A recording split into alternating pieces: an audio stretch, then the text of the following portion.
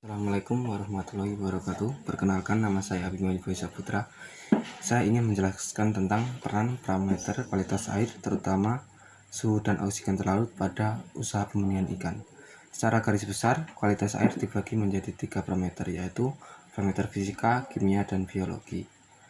Parameter fisika meliputi suhu, salinitas, dan tingkat kecerahan. Sedangkan parameter biologi meliputi kelimbahan plankton, fitoplankton, dan zooplankton. Sedangkan parameter kimia meliputi oksigen terlarut, pH, nitrit, amoniak, dan asam belerang. Peran suhu dan oksigen terlarut yaitu ketika suhu perairan naik akan berpengaruh terhadap penurunan kadar oksigen.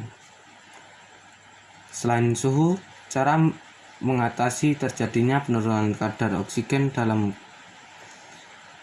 kolam ataupun bak pemilihan dengan cara pemasangan blower. Cara yang kedua yaitu dengan menaruh daun kelapa di permukaan perairan agar airnya tidak langsung terkena oleh paparan sinar matahari.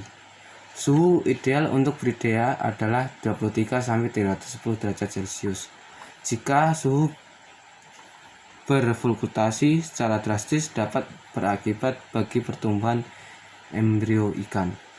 Suhu air juga sangat penting bagi kehidupan ikan, karena suhu itu sangat berpengaruh terhadap kehidupan jasad renik mikroorganisme, sehingga dapat mempengaruhi kehidupan ikan dan udang.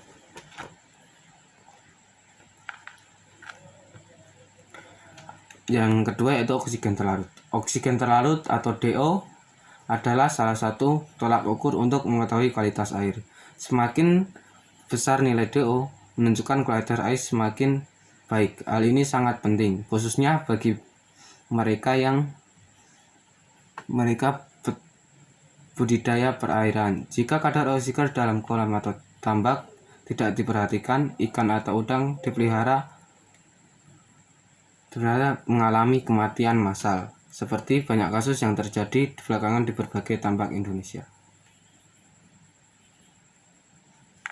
Konsentrasi oksigen terlarut dalam perairan mengalami fluktuasi sehari semalam atau 24 jam.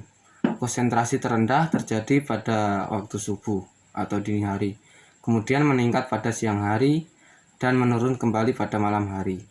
Perbedaan konsentrasi oksigen terlarut tertinggi terdapat pada perairan yang mempunyai kepadatan planktonnya tinggi dan sebaliknya.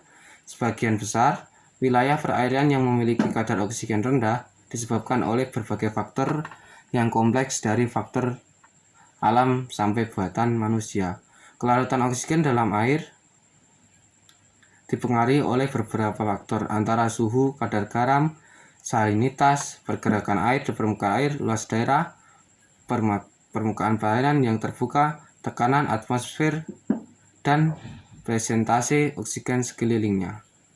Jika suhu berfluktuasi secara drastis dapat berakibat buruk bagi pertumbuhan embrio ikan. Suhu air dipengaruhi oleh radiasi cahaya matahari, suhu udara, cuaca, dan lokasi. Air mempunyai kapasitas yang besar untuk menyimpan panas, sehingga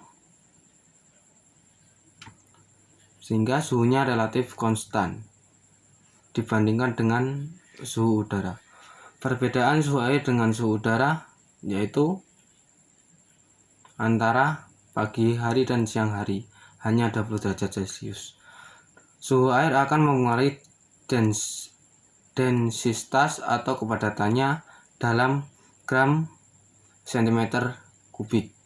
Perbedaan densitas air antara lapisan atas dan lapisan bawah dapat menyebabkan terjadinya stratifikasi air menjadi 3 lapisan, yaitu embliminion atau lapisan atas yang suhunya tinggi. Demikian dari saya. Wassalamualaikum warahmatullahi wabarakatuh.